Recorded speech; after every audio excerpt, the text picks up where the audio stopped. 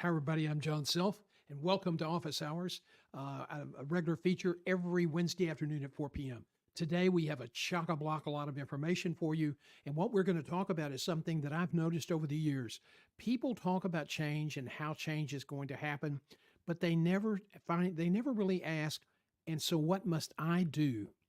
What must I do to compete successfully in a more competitive market with a lot of change? They may want to know about the change, but very, very rarely do they ask, what do I need to do? So today we're going to focus on that, and it's how to succeed in a competitive new world.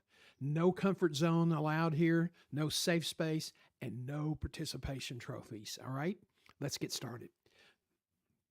Again, office hours is a regular feature Wednesday afternoons. Yesterday, we had a great session on Lunch and Learn for about 35 minutes. That's available on YouTube. Now, I'm going to tell you something. These two series, Lunch and Learn and Office Hours, are going to be pushed behind the paywall shortly. So, if you want to continue to receive this information and have access to the information, you will be providing you some information. You can become part of our career community at johngself.com. It's $49 a month, and you have access to all of our education programs, our 2 to 3 weekly live streams, which includes a question time on Friday morning. And these, then you will have access to all the streams on an unlimited basis. So, how to compete in a changing world. Where are we now, and where are we going in the future? I think those are two key things. Well, the one thing I can tell you for absolute dead bang certainty is that we are in in an intense competition for all management and executive jobs. A year and a half before the pandemic, very, very slowly, but noticeably, managers and executives and corporate CEOs began to reduce the number of headcount. And they talked about consolidation and they talked about efficiency. When the pandemic hit, they went all in, and there were significant layoffs. We have not recovered from the pandemic, even though everybody thought we would when the market bounced back. And our projection, and there are people who agree with us, that this is probably not going to change through much of 2025. So if you are really frustrated applying for jobs online, which is the most inefficient way to apply for a job, I mean, if you don't have a network, that's what you got to do. But if you'll join with us in our community, we'll teach you how to develop a network. We'll teach you how to build equity in your career so you don't have to do this. And as we move forward in some of the projections we're making later in this stream, you're going to see that if you don't have that network, if you don't manage your career on an active basis, you are going to face some really challenging times. The market for the management executive market has shrunk, and the immediate rebound is unlikely. So what does this mean for my career? Well, career management rules have changed. Active career management now is essential every week, every month. You can't just do a good job and post some things about, oh, here I am with my employees, and here I am at a flag raising ceremony, and here I am doing this or that. You have to engage in value building. You have to, being seen as somebody who's out with your employees is important, but that's not what we're going to hire going forward. We're going to hire value, and the value is, what kind of results are you achieving? And you're going to have to talk about that. And you're going to have to do it in such a way that doesn't make your current employer nervous that you're going to leave. But you do have to do this. I'm sorry, that it's not up to them to say yes or no. This is something you must do. You got to do it with class. You got to do it discreetly, but you need to promote your brand. Digital brand management, I think, is absolutely critical for your success. A lot of people say, what the hell is that? Well, when I moved from the search business to the platform where we were doing online education, I've been getting a master's degree, and it's very, very painful because it's a totally different form of marketing. And it takes a lot of effort to master it. So if you're not doing it, get some help, take some courses, because this is going to be an essential element of your career toolbox going forward. So you must expand your active management, career management skills, digital, and the use of video. People say, no, no, no, I really don't feel good about video, and I don't want to stand out and look silly. You're not going to look silly. The guys that don't get jobs because they didn't have any interesting video on their platform, and we're talking about really nicely done stuff, and we can show you how to do that. Um, but that's what's going to take. People who are really active on LinkedIn and are posting and have a lot of value oriented posts on their site, they're the ones that are getting the phone calls. They're the ones that are getting the job. So failure to adapt to all this, it's just going to limit your career options and your career progression. And yes, if you say, well, I'm not going to do it because I'm not comfortable doing it, let me just say this. There will be consequences. I did executive search for 27 years, and I think I started harping, when even when I was doing the career course with Craig Hahnemann, a really great guy, wonderful executive coach in Atlanta. When we were working together back 10, 15 years ago, we were talking about you got to network, you got to network, you got to network. And everybody would sit there and go, yeah, we got to network. We got to network. Yeah, he's right. Go, go. They didn't network. Why? Because they didn't feel comfortable. They didn't feel comfortable reaching out to somebody. Why? Why should I go? He's too important. He wouldn't want to know me. Imposter syndrome. And people just didn't do it. Oh, well, I'm just too busy with my job. Well, guess what? When you don't have a network and you lose a job, it's really difficult now to find another job. There are 250 to 200 or 300 people competing, and just doing a good job in your job is no longer enough to move up in your career. It is no longer enough to move up in your career. So you have to engage in active career management. If you don't, there will be consequences. I unfortunately, two people, I won't use their names, they were exceptional CEOs, whip smart. I mean, whoa, crazy whip smart. And both are retired early because they really hadn't built up a network, and they were dependent on a few recruiters and applying for jobs and trying to sort it all out. They didn't have people calling them saying, hey, go this. These people are looking. Let me make a phone call for you. Let me do this. Let me do that. And as a result, they're now retired early. And both of these men could have been big time system CEOs. They could have been big time system CEOs. They would have been great at the job. They loved what they were doing. And guess what? They retired prematurely. I think, everybody says, well, why do we need to do all these changes? What's, let me tell you this. The people that are if you're coming up in your career, you've got to learn how to play the rules of the game. And if you're senior in your career and trying to extend your career, you have to understand that the Gen Zs and the millennials, by the time, before you retire, they're going to be moving into C-suite positions. They will take control of making the rules, and you'll just have to adapt. Now, one of the key issues when we start talking about you got to invest time in networking. One of the things that we always hear is work-life balance. I've got to have time for my family. And I promised my family I was going to do it. That's great. You need to take time with your family. But you can't then take time for your family and go to your work and then neglect active career management. It's going to have consequences that you will not like. And so, there is going to be friction in work-life balance. But let me tell you something. If you're not happy at home, you're not going to be happy at work. And if you're not happy at work, you're not going to be happy at home. So you have to learn to manage your time very, very carefully. You have to be sure that when you're focused on your family, you are completely focused on your family.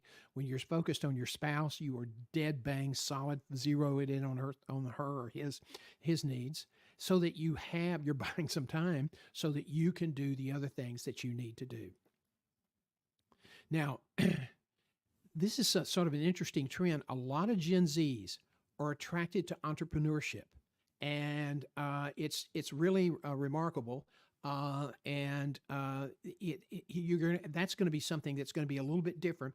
There'll be more and more people going into entrepreneurship, and as a senior executive, there might be a great opportunity of being able to provide assistance, coaching, consulting to those young entrepreneurs who may want to have a senior hand to help guide them.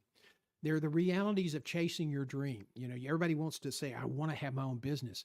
But the realities are you may work harder trying to build your own company so that you're in charge. So a lot of the Z's and the millennials say, you know what, we want to run our own show. We want to build our own company because we want to be in control of our lives.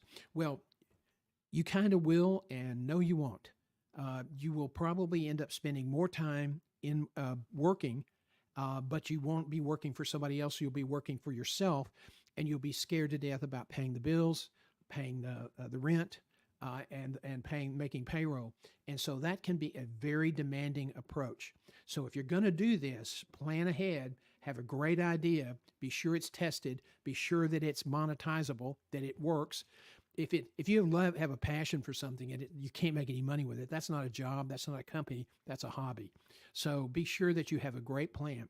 Now, most people say, oh yeah, gotta have a plan. Well, okay, that's great. But these are the same people that don't have plans for their own careers, and which you need to do. And if you don't have a career plan, yeah, I would say do that before you start talking about building a company. So where are we today? We're in a very, very competitive environment. We're in an environment that is shifting and changing.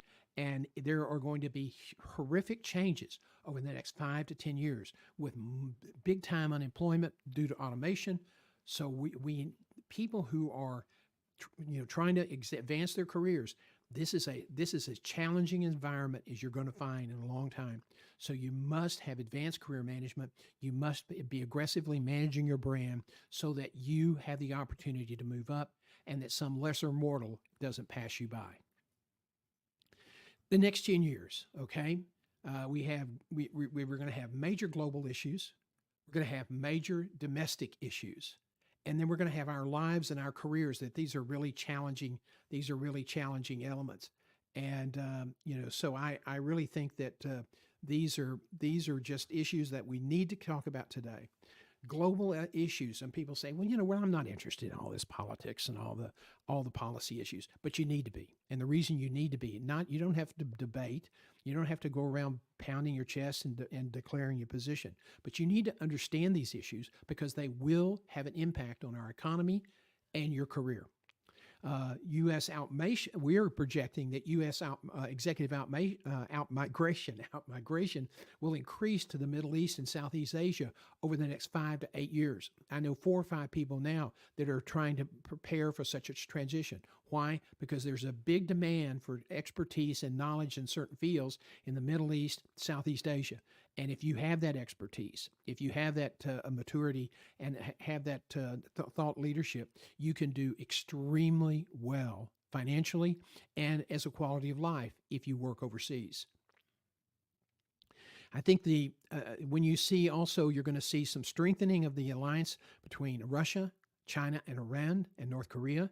And that's going to require increased defense spending and recruiting. Right now, the U.S. military is not meeting its recruiting goals, and so that's going to require more investment and a change in strategy and more advertising. At a time where the national debt is ballooning for a variety of reasons, and our interest on the national debt now is more than what we're investing in the Pentagon. So these are all significant issues that will have an impact on the American economy. And the American economy will have an impact on your career. So you need to be aware of these things, and you need to constantly be looking to try to figure out, how do I position myself so that if any issues happen, so I won't get caught short.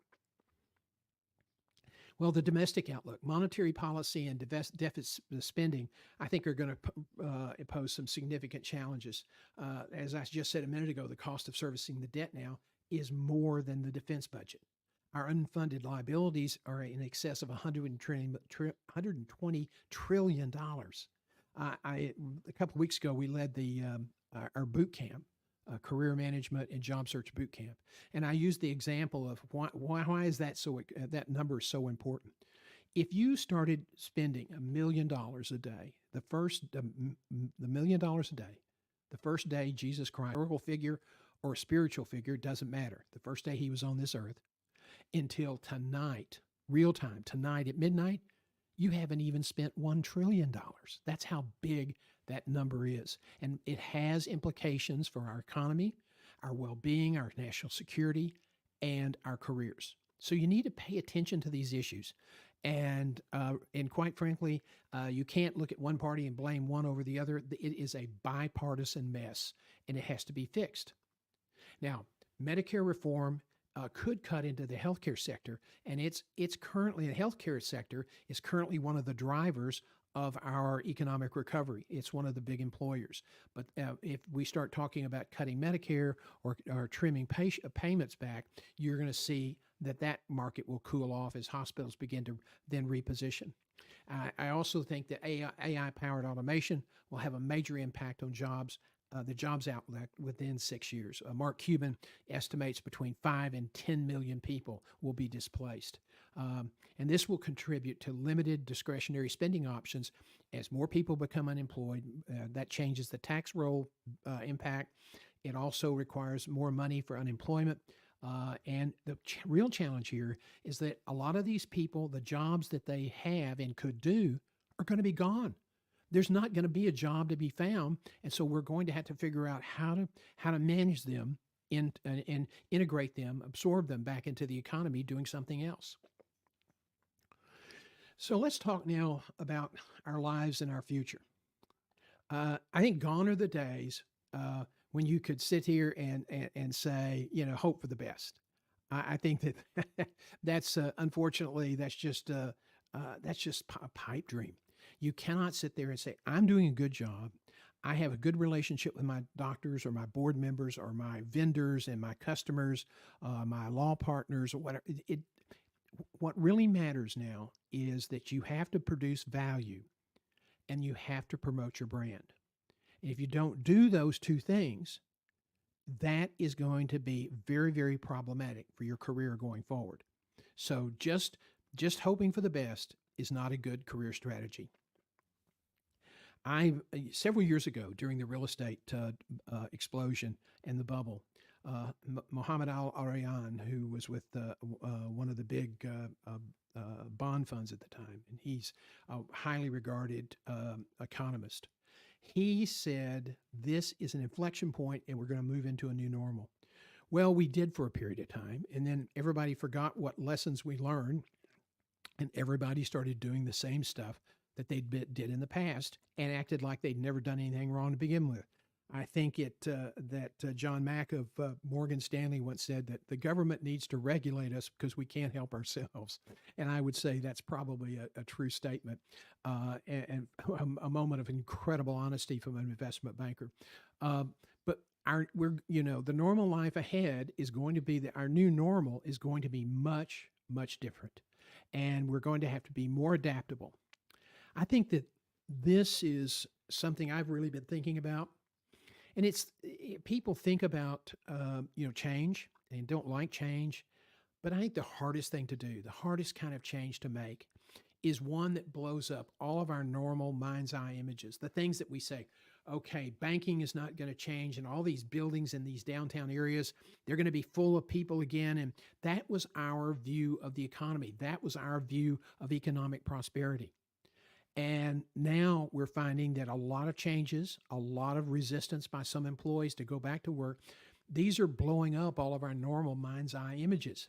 And they are forcing us into a future that we do not fully see or we do not fully understand. And in those circumstances, those are the toughest changes to deal with.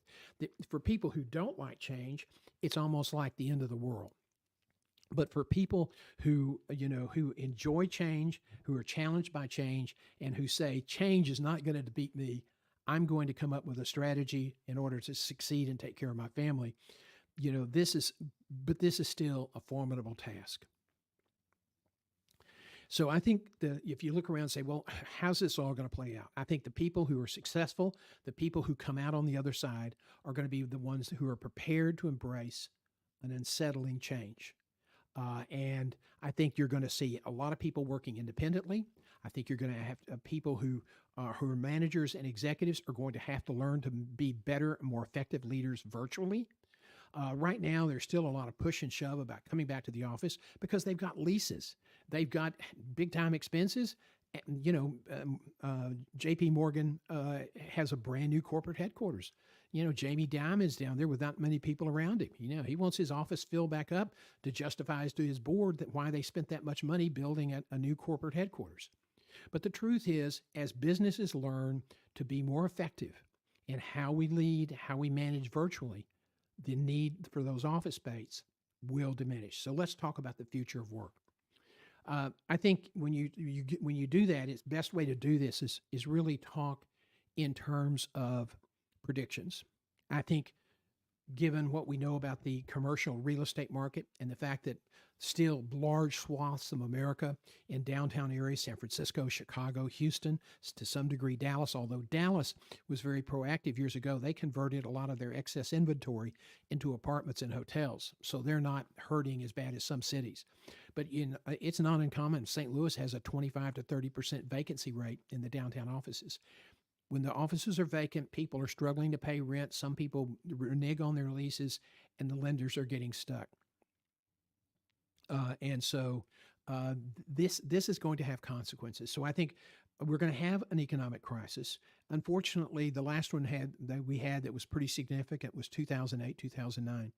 Every time in our history that we've had an economic crisis, that's the succeeding one or the one that comes next is always worse, and they're coming closer together now, and that's not a good sign.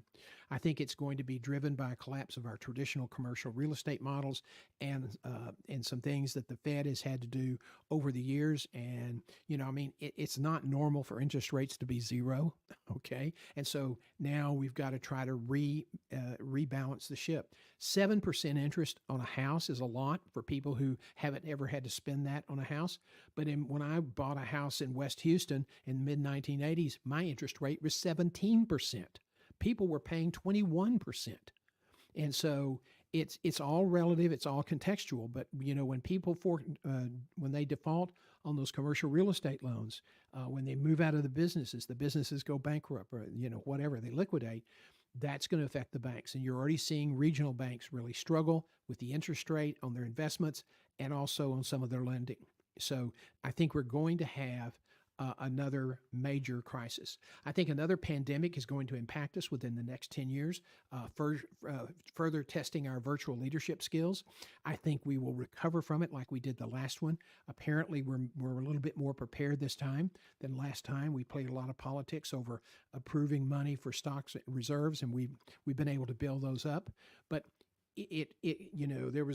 there's a lot of options out there. There are almost 40,000 viruses, and any one of them could jump to a human at any time, and they would be worse than what we dealt with the pandemic. So, I think in-office mandates are going to become more irrelevant as we master our abilities to get things done. A lot of times people say, nope, you got to be together, got to be under one roof to have that camaraderie and have the sharing and creativity. We will learn. We're creative people. We will learn how to do this if we have to work remotely. And when corporations suddenly start saying, look, we need a corporate headquarters, but we don't need a warehouse. We don't need a place for people to come every day. We need flexible space so that people can meet. If we create good meeting places with creativity, when there's a need for that, then they'll come. But we don't need 50 stories in a downtown, midtown Manhattan office building that we're paying a bloody fortune for. So I think as these mandates, they're gonna subside as people begin to adapt and people learn to be more effective. There's no benefit for spending that much money on real estate if you can do without it. And that will make your bottom look a lot better. I think we're seeing every day geopolitical tensions and periodic armed conflicts are going to come around the world, and they're going to require more spending on defense. And more spending on defense means we're going to have less discretionary spending, especially with the cost of servicing the debt. I think proactive healthcare reform is going to be talked to death. Healthcare is one of the biggest bugaboos in our economy. Yes, it's a big employer, but it's also a big cost feature of our economy, and it is the single largest reason for private bankruptcies. It's so expensive, and we don't get that great a quality, and the safety is not that good. I think that the industry they talk about reform, but to be honest, these people know how to make the system work as it is. They're very bright people. They figured it out. So what advantage do they have in asking for sweeping reform?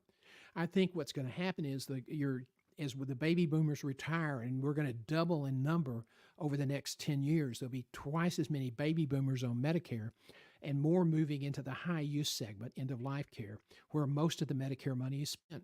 So there'll be a huge number of people there, and it's going to put some stress on the Medicare system. Yes, they just announced that because of controls and some spending adjustments and a better economic condition, the bankruptcy run out of money date is now 2036, which is great.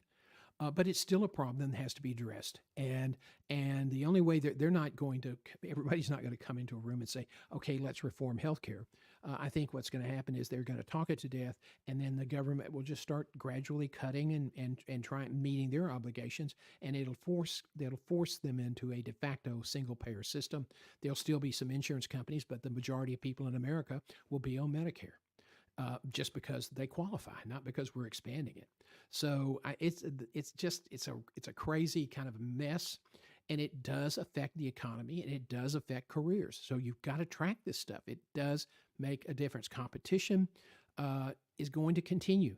Healthcare shrinks; they're going to shrink the number of management roles at a time when the number of graduate schools has exploded, and the number of graduates, MBAs, we're producing more than ever for fewer jobs. I've said this over and over, and we keep talking about it, AI-powered automation is going to dominate talent acquisition, especially first-stage applicant sourcing and screening. So what you think is kind of intrusive now and frustrating now and kind of clunky now, it's only going to get worse. It's only going to be more widely adapted and widely used.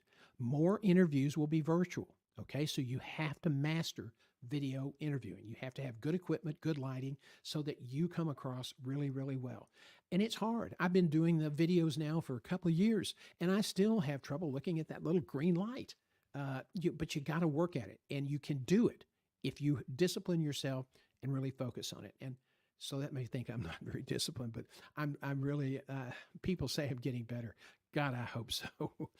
I think executives and managers with robust, targeted professional networks will bypass more qualified executives who do not. And that's really important for you to understand. You may be the best executive in the Memorial Hermann system in Houston, which is a great health system, really highly regarded, number one in the market there. And you can be the top guy, but if you don't have a big time presence at such a big system in a huge American city that's probably going to pass Chicago in population in the next 3 to 5 years, it's a huge American city. It's easy to get lost. So if you don't have a robust branding strategy online on LinkedIn, if you're not active in your association, trying to make presentations to regional associations, regional organizations, if you're not considering maybe writing a book about leadership or your experience, you've got to do these things to elevate your brand so that if there is a big opening, we're not going to be doing recruiting the way it's always been done in the past. It changed dramatically while I was in the network, and I guarantee you that's just the beginning of what we're going to see. I think the AI-powered information will force many of the contingency firms that do managers for radiology and lab and supervisory personnel, they're going to be pushed out completely. If with hospitals and smaller business which have access to computer AI recruiting programs that can generate a lot of candidates, they don't need that. Why would you pay 15, 20, 30% for somebody who doesn't stay? Because the record of recruiters is terrible. It's a transactional process, and they're just doing it to close deals. And, so I think that those lower level recruiting companies are going to be they're not going to be major business interest function. And we saw a lot of them collapse in Dallas, and that industry did not fully recover from the 2008, 2009 financial crisis. I think the executive high-end search, we call them the white shoe firms. I think they're going to experience contraction and consolidation. You already see it. In healthcare, there was a really widely known firm called Larry Tyler and Tyler and Company. Larry Tyler ran that company. He was well-known, a highly regarded executive within the American College of Healthcare Executives, an author, a speaker, very high profile. He retired, sold his firm, and it's now doesn't even exist anymore. It's been consolidated in with another firm. Some of the big firms, regional firms, are getting consolidated into AMN. AMN. That's a terrible name. I don't know why they picked that, but anyway, it's a lot of consolidation. Is will continue. AI talent scanners will replace the vaunted search consultant Rolodex. And that's you hired a recruiter because he knew who the talent was, and you didn't have time to do it. Your HR people didn't have the experience. Now you have a computer that will do it faster and cheaper.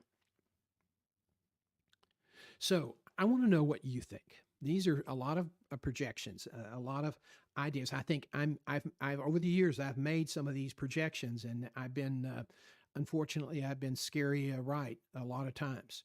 And I really think you're going to see a lot of changes. Some of the things that I said, in 2015 have already happened. And I'm not a great sage. I just follow the news. I'm very involved in my career. I read extensively, looking for trends and try to conduct analyses on this information and try to say, okay, where is this leading us? And so the things I shared with you today, some of you go, yeah, that's rocket science. I mean, we all knew that. But you have to understand every issue we talked about today can affect your firm. So the question then is, what do you think about it? And then how are you going to respond? How are you going to prepare so that you don't get caught short, with your career because you were too busy doing your job to manage your career? There is a balance there, and you can do both. And if you say you can't, well, my old friend, Dr. Red Duke at Herman, who's late trauma surgeon, if you come into the table with that attitude, Red Duke would just say, you can piss on the fire and call in the dogs. The hunt's over. And I do believe that's true. I believe that you have to make extraordinary changes in how you do your work. You have to be more organized. And that's a big challenge for me, given my ADHD affliction. But we have to do those things. And there's no really turning back. I really would appreciate your thoughts, whether you agree with me or not. Drop them in the chat box or send them to me at john@johngself.com, or even call me if you think that I'm way off the porch and that I don't need to ever talk about this stuff ever again. But I do believe that the things I've outlined today will affect careers, either directly or indirectly. They're going to affect the economy. They're going to affect industry. They're going to affect the geopolitical stability in the world. All of those things will have an impact on what happens to us. And so we need to be more aware of what's happening. And who you vote for is your business. I don't get into that deal. I have a candidate that I'm going to support. I think we need to look forward in the future to find dynamic candidates that can actually do what they say they're going to do. People who understand how to be disruptors. A disruptor, that requires the best sort of leadership in the world. So if you're going to be a disruptor and try to make a business better by disrupting flow, you've got to be better than just somebody who talks a lot and not. I want to be careful because I don't want to stray into a political deal. But if we're going to do that, we really need to have the best and the brightest. And right now, if you look in Congress and you look at some of our races, we're not attracting the best and brightest to run our country. And that's concerning. And that could have an effect on the economy, on our global order, and on our careers. So take an interest in it. Understand why you believe what you believe. Don't believe what somebody tells you. Don't believe just because you read it in the paper that it's true, or you heard it on a certain network that makes it true. No, I mean, I read 4 or 5 newspapers and 5 or 6 briefings a day. So I'm not the most informed person in the world, but I certainly, believe that you got to understand these issues, and you have to have a career strategy to help you really lock in to be sure that you're not a victim of the discord. So thank you for joining us today. Tomorrow morning at 7:30, we'll be here. We'll be talking about this a little bit more in the morning in a different vein. So I hope you'll join us. Until then, 7:30 a.m. for Career Live. I'm John Self, and this is Guiding Your Career Office Hours.